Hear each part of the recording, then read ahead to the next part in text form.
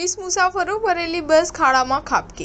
Surendranagar Chotila highway પર પૂરપાટ જતી બસ road નીચે ઉતરીને ઊંધી વળી ગઈ। 20થી વધુ મુસાફરો ઈજાગ્રસ્ત।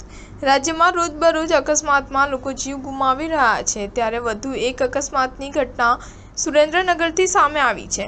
અહીં 30 મુસાફરો ભરેલી એસટી બસ ખાડામાં ખાબકતા 20થી વધુ મુસાફરો ઘાયલ થયા છે। જો કે સદનસીબે આ ઘટનામાં કોઈનું મોત થયું નથી। હાલ તમામ ઈજાગ્રસ્તોને સારવાર હેઠળ ખસેડીને પોલીસે આગળની તપાસ હાથ ધરી છે।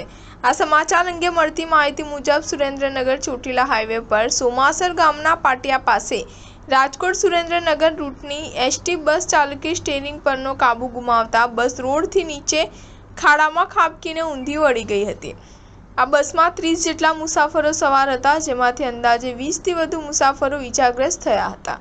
બસ પલટી જતા બસમાં સવાર મુસાફરોની રાડ, બૂમ અને દેકારો સાંભળી આજુબાજુમાંથી લોકો દોડીને ઘટના સ્થળે પહોંચી ગયા હતા અને તુરંત 108 અને પોલીસને જાણ કરી હતી। ઘટનાની જાણ થતાં 108 અને પોલીસે તુરંત ઘટના સ્થળે પહોંચી હતી। લોકોના ટોળેટોળા અને 108 એમ્બ્યુલન્સ વાનના કાફલાના કારણે હાઈવે પર ટ્રાફિક જામના દ્રશ્યો સર્જાયા હતા। પોલીસે 2 કલાકની ભારે જહેમત બાદ હાઈવે પર ટ્રાફિક પુનઃ કાર્યરત કરવામાં આવ્યો હતો। હાઈવે પર સામે કોઈ વાહન આવી જતા બસના ચાલકે અચાનક સ્ટીયરિંગ પરનો કાબુ ગુમાવતા બસ રોડ નીચે ઉતરીને પલટી ખાઈ ગઈ હોવાનું જાણવા મળ્યું છે। હાલ તમામ ઈજાગ્રસ્તોને સુરેન્દ્રનગરની સરકારી હોસ્પિટલ ખાતે ખસેડવામાં આવ્યા છે અને આગળની તપાસ પોલીસ કરી રહી છે। આ તરફ આજે વડોદરા શહેરના કારેલીબાગ વિસ્તારમાં એક્ટિવા પર જઈ રહેલી વિદ્યાર્થીઓને પૂરપાટ ઝડપે જઈ રહેલા આઈસર ટ્રકે ટક્કર મારતા ધોરણ 12માં અભ્યાસ કરતી સગીરાનું મોત થયું છે।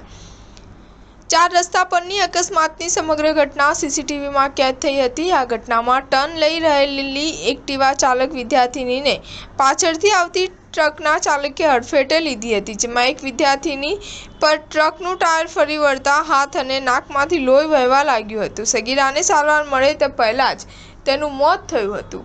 સ્ટાર ન્યૂઝ 7 હંમેશા સચ્ચાઈની સાથે।